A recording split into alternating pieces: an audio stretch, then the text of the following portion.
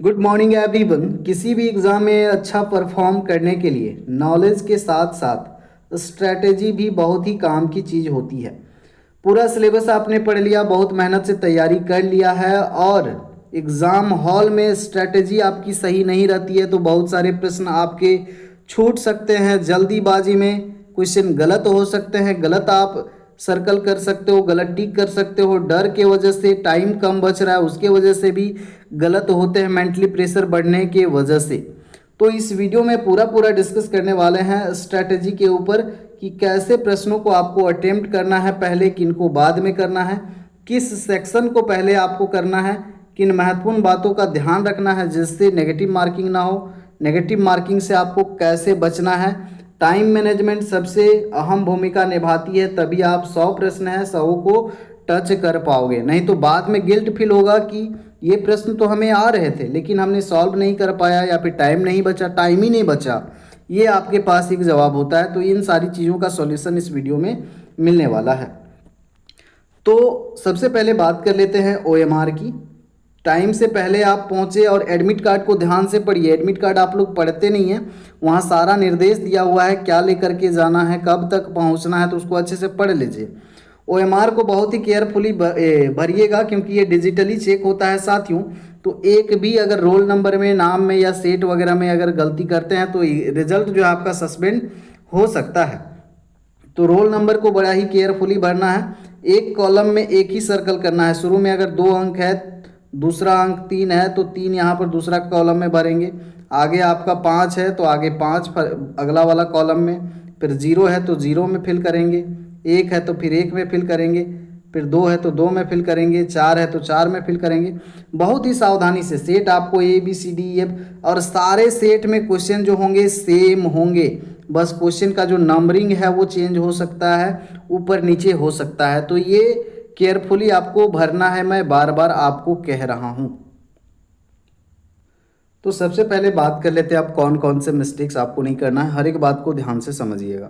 किसी भी प्रश्न पर 4 से 5 मिनट आपको नहीं देना है।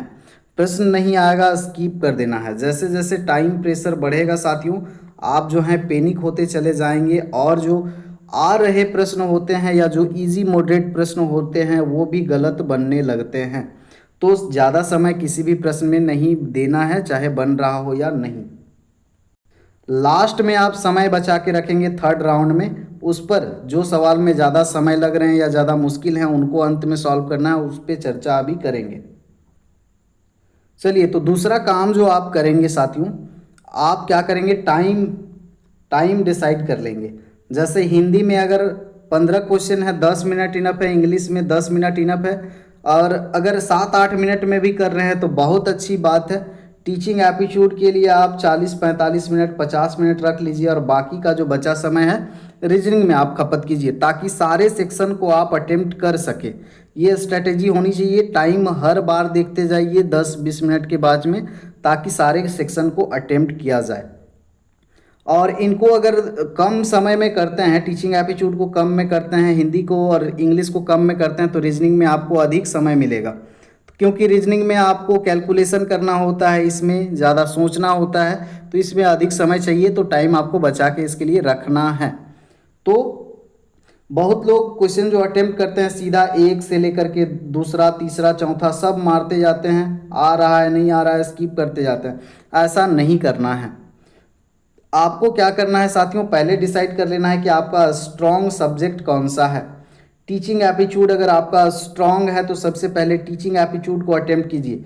सारे सर्कल करते नहीं जाइएगा। जो क्वेश्चन आ रहा है, जो इजी क्वेश्चन है, 3 राउंड में क्वेश्चन आपको करना है। पहला राउंड में आपको इजी क्वेश्चन करना है।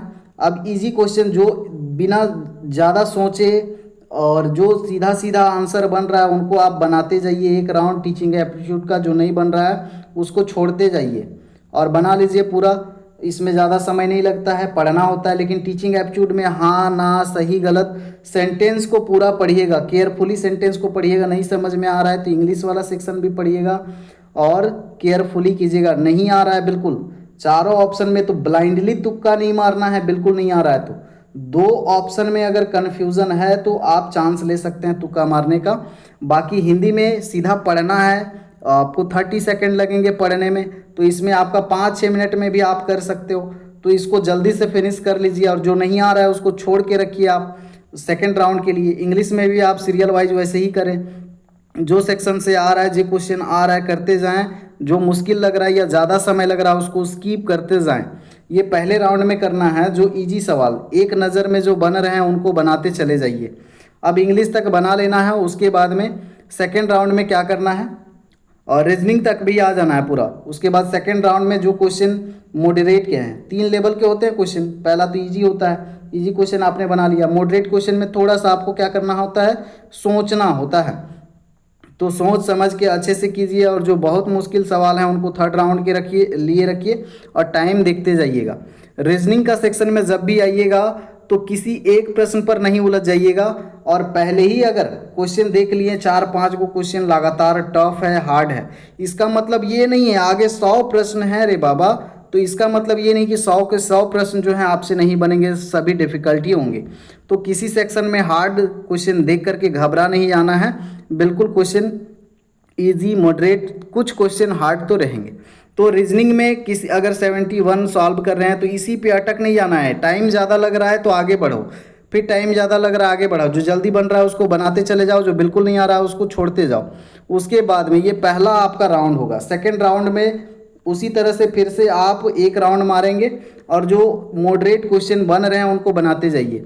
अब देखने से ही 3 सेक्शन जो है इसमें ज़्यादा समय नहीं लगेगा, ज़्यादा समय आपको बचाना है रीजनिंग में। अब जो लास्ट का जो थर्ड राउंड कीजिएगा, थर्ड राउंड में जो सवाल छूटे हुए हैं या जो बहुत मुश्किल है, तो 2 ऑप्शन में अगर एलिमिनेट कर पा रहे हैं तो 2 ऑप्शन में आप ले सकते हैं रिस्क तुक्का वाला, बाकी ब्लाइंडली नहीं मारना है। तो थर्ड राउंड में जो बहुत मुश्किल सवाल हैं उनको एक बार फिर से देखिए ऊपर से नीचे। टीचिंग एप्टीट्यूड तुरंत देख लीजिए, हिंदी तुरंत देख लीजिए, इंग्लिश पूरा तुरंत देख लीजिए। उसके बाद रीजनिंग में लास्ट में पूरा का पूरा समय लगाइए, और पूरा पेपर देखना ना भूले, ठीक है, पूरा 100 तक देख लीजिए, क्योंकि 100 तक हो सकता है आप 72-83 में सॉल्व कर रहे हैं, इसमें 5 मिनट लग गया, लेकिन इधर जो है आपके आगे के क्वेश्चन जो हैं इजी हैं, 5 मिनट में 5 सवाल बन रहे थे, तो एक सही करने के चक्कर में 4 प्रश्न छूटेगा। तो ये गलती नहीं करना है, इसीलिए आप 3 राउंड में प्रश्नों को कंप्लीट करें। पहले इजी राउंड में इजी प्रश्न, दूसरा मॉडरेट राउंड में जो थोड़ा सोच विचार करने में बन रहे हैं, और जो सबसे हार्ड हैं इनको थर्ड राउंड में आप करेंगे। और टाइम टेबल तो आप बांध ही लेंगे। सबसे पहली बात है कि डरना बिल्कुल भी नहीं है।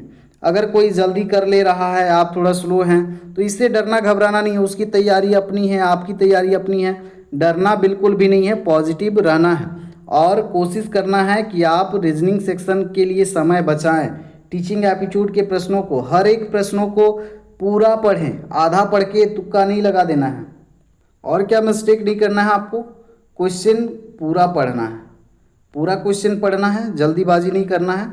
जो प्रश्न रहेंगे जैसे नॉट करेक्ट, करेक्ट वाले प्रश्न या फिल इन द ब्लैंक्स वाले प्रश्न, केयरफुली देखिएगा। ऑप्शन जो है बहुत ही सोच समझ के टिक कीजिएगा, क्योंकि ये जो है बदला नहीं जाएगा। एक बार आप कर दिए तो ये दोबारा बदलने का ऑप्शन नहीं है, क्योंकि ये OMR बेस्ड है, और एक क्वेश्चन पे ज़्यादा समय नहीं देना है। बाकी बहुत कन्फ्यूजिंग सवाल है, नहीं बन रहा है, तो देखिए OMR बेस्ड है और उतना टफ भी नहीं है, तो आप लेफ्ट राइट से थोड़ा बहुत मदद भी ले सकते हैं अगर किन्हीं को आ रहा है तो ऐसा कोई ज़रूरी नहीं है।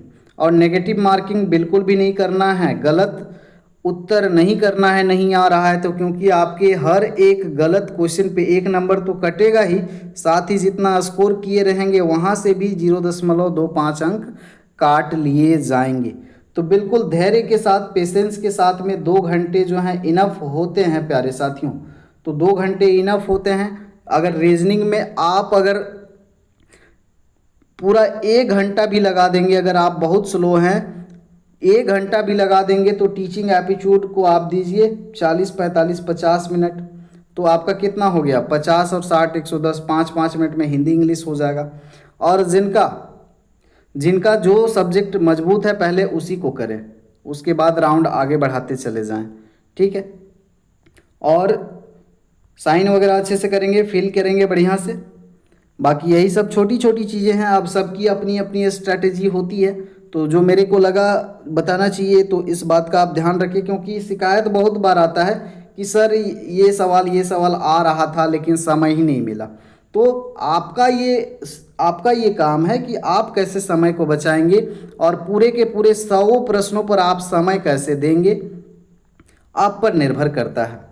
तो आप लोग अच्छे से एग्ज़ाम दे करके आइए, यही उम्मीद करते हैं। सभी को बेस्ट ऑफ लक एग्ज़ाम के लिए, और बाकी फीडबैक दीजिएगा कमेंट सेक्शन में। मिलते हैं अगले वीडियो में। धन्यवाद। जोहार, नमस्कार।